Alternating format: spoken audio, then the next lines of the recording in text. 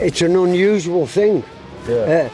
You know, because loads of people ask me, how does that passenger know where you want him to be? And I said, it's like an unwritten thing. You come into a corner, he knows what he's got to do, and he'll either listen for engine sounds, because you'll be shutting off before you brake and peel into corners, and same for right-handers. He'll obviously know, not obviously, but it comes with time.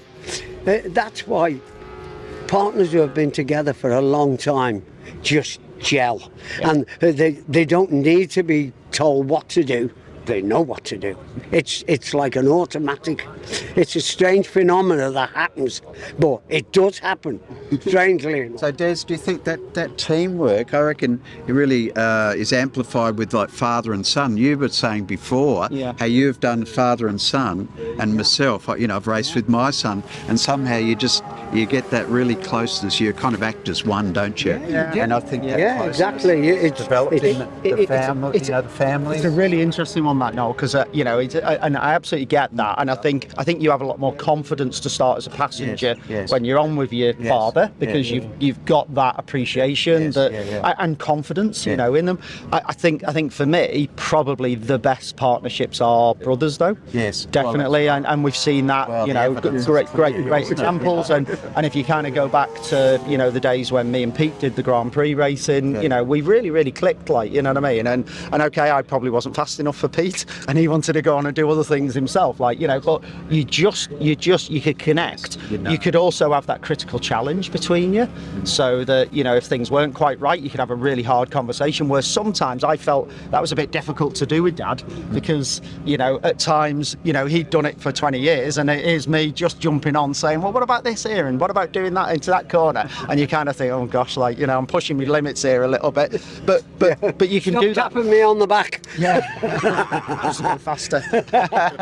So, but you know, with a brother, you can have that more kind of, you know, that difficult conversation in terms of, right, okay, that's not working, or we want to try this. Like, I mean, you know, there are some other spectacular partnerships, and we've seen it through the years. You know, kind of Webber and Hewitt, and all of the passengers that, you know, they've had. So it doesn't have to be that partnership relationship, but I think it you know, there's always an association somewhere in a family with sidecars. That's the other big thing with sidecars. It is a family, and a family orientated. Somebody is related to somebody, and someone supports somebody in, and that's why it's very unique. You know, you don't always get that in other motorsports. So we are special, like, you know, and I think we definitely, you know, some of the great work that Chris has been doing and Three Wheeling have been doing, that's so important to get that message out there about what this sport is about. Well, there's not many sports where you get two people to be involved in the same thing, is there? If you're a solo rider, you can't take your brother on the pillion, can you? Because it's not going to work out. But in the solo, like, you might maybe in a rally car, but in a motorsport, there's still only one dude in the car. But, you know, with the sidecar is totally unique with the combination and the teamwork required, and so it gives the possibility that. And who else wants to do that fancy diving where they do it together? The so do you think there might be?